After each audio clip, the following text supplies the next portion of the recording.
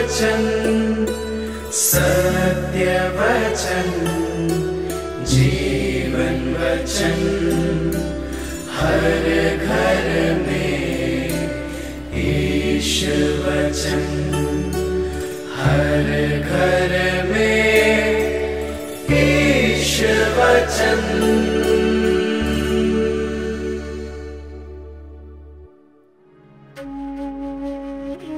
संत लूकस के अनुसार पवित्र सुसमाचार अध्याय 1 पद संख्या 46 से 56।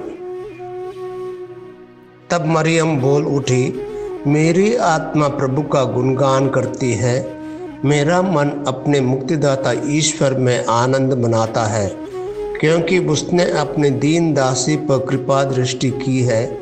अब से सब पीढ़ियां मुझे धन्य कहेंगी, क्योंकि सर्वशक्तिमान ने मेरे लिए महान कार्य किए हैं। पवित्र है उसका नाम। उसकी कृपा उसके श्रद्धालु भक्तों पर पीढ़ी दर पीढ़ी बनी रहती है। उसने अपना बाहुबल प्रदर्शित किया है। उसने घमंडियों को तितर बितर कर दिया है। उसने शक्तिशालियों को उनके आसनों से गिरा दिया और दीनों को महान बना दिया है। उसने दरिद्रों को संपन्न किया और धनियों को खाली हाथ लौटा दिया है।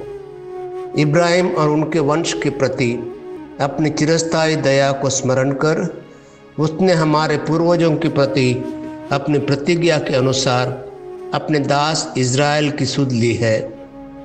लगभग 3 महीने एलिजाबेथ के साथ रहकर मरियम अपने घर लौट गई। यह प्रभु का पवित्र सुसमाचार है। क्रिस्त प्रभु की जय। प्रिय मित्रों, मरियम यह समझाने की बहुत अच्छी स्वरूप से शुरू करती है कि मुक्ति ईश्वर के सभी लोगों के लिए है। वह ईश्वर की कृपा और दया को बढ़ाती है जो मरियम ने स्वयं अनुभव किया है। वह ईश्वर को अपना उद्धारकर्ता कहती है। ईश्वर के प्रति उसकी प्रशंसा मुख्य रूप से आती है क्योंकि उसकी दरिद्र विनम्र अवस्था में ईश्वर ने उसे देख लिया है। दूसरे शब्दों में, उसे कोई संदेश नहीं था कि उसकी अनदेखी की जा रही थी। घमंडी और धनी लोग नम्र और दरिद्र नहीं होते हैं, लेकिन किसी व्यक्ति के दिल की स्थिति को देखता है। ईश्वर की नज़रों में उनकी योजना मानवीय शासकों की योजनाओं से अलग है। सामुएल के ग्रंथ अध्याय 2 पद संख्या 1 से 10 में लिखा है, ईश्वर की मजबूत भुजा का उत्सव अन्ना के गीत द्वारा हमें समझाते हैं। मरियम की तरह अन्ना के एक चमत्कारिक गर्भावस्था का अनुभव किया। मरियम के बेटे की तरह अन्ना के बेटे सामुएल ने परमेश्वर का वचन सुनाया। अन्ना और मरियम दोनों शक्तिशाली को नीचे लाकर और शक्तिहीन को ऊपर उठाकर समाज की संरचनाओं को पलटने के लिए भगवान की स्तुति करते हैं। मरियम का गीत अन्ना की सैन्य छवि को साझा करती है। हालांकि मरियम के बेटे के लिए युद्ध के निर्माताओं का आशीर्वाद नहीं मिलेगा, लेकिन शांतिवादियों को आशीर्वाद प्राप्त होगा। मरियम ईश्वर के बारे में गाती है जो न केवल आत्माओं को बचाता है बल्कि लोगों को सन्निहित करता है। ईश्वर की स्तुति केवल स्वर्ग की ओर लोगों के इंगित करने के लिए सामग्री नहीं है। भगवान का छुटकारा का काम यहाँ पृथ्वी पर ही शुरू होता है। भगवान भूखे को न केवल आशा से बल्कि भोजन से तृप्त करते हैं। दरिद्रों को सांत्वना देने से संतुष्ट होने के बजाय ईश्वर उन्हें ऊपर उठाता है, उन्हें गरिमा और सम्मान प्रदान करता है। उसी समय ईश्वर दुनिया की विकट संरचनाओं को बाधित करके शासनों को नीचे गिरा दिखाने और शक्तिशाली लोगों को नमन करने के लिए ताकत दिखाता है।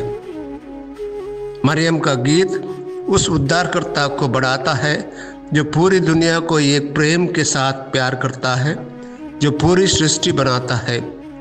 ईश्वर की मुक्ति का निर्णय हम सभी के लिए है। हमें उस गर्व के नीचे लाए जो हमें खुद से बढ़ता है। जब तक कि हम ईश्वर या पड़ोसी को नहीं देख सकते, हमें उस शर्म से ऊपर लाते हैं जो हमारे विश्व दृष्टि को विकृत करती है और हमें आश्वस्त करती है कि कोई भी हमें प्यार नहीं कर सकता। मसीह की माँ या माता मरियम ने ईश्वर के आशीर्वाद का अनुभव किया है। उनका आशीर्वाद, जैसा कि T.S. एलियट ने इतने यादगार रूप में कहा है, हमारी तरफ एक क्रॉस शेप्ड आशीर्वाद है, पूरी सादगी की शर्त, फिर भी सच्ची स्वतंत्रता ईश्वर के उद्धार का अमूल्य उपहार है। अतः संक्षिप्त रूप में कहा जाए तो पहला विषय ईश्वर का महान उत्क्रमण है। यह सच्चाई है कि भगवान हमारे विश्व दृष्टि को बदलता है। दूसरे शब्दों में, चीज़ें हमेशा वैसे नहीं होती जैसा हम सोचते हैं कि उन्हें तब होना चाहिए जब भगवान शामिल हो। उदाहरण के लिए, ईश्वर विनम्र देखता है, ईश्वर अभिमानी को डराता है, ईश्वर पराक्रमी को नीचे लाता है, वह भूखों को तृप्त करता है और अमीरों को खाली भेजता है। उन महत्वपूर्ण बिंदुओं पर विचार करना चाहिए जैसा कि हम इस पाठ को देखना शुरू करते हैं। दूसरी महत्वपूर्ण विषय यह है कि ईश्वर की भविष्यवाणी पूरा करता है। बाइबल के इतिहास में शुरुआती दिनों में वापस किए गए उनके वादे मरियम के जीवन में आने वाले हैं और मसीह में पूरे होंगे। हमें समझना चाहिए कि अधिकांश पुराने नियम की भविष्यवाणी यीशु मसीह में ही पूरी हो चुकी है। आमीन।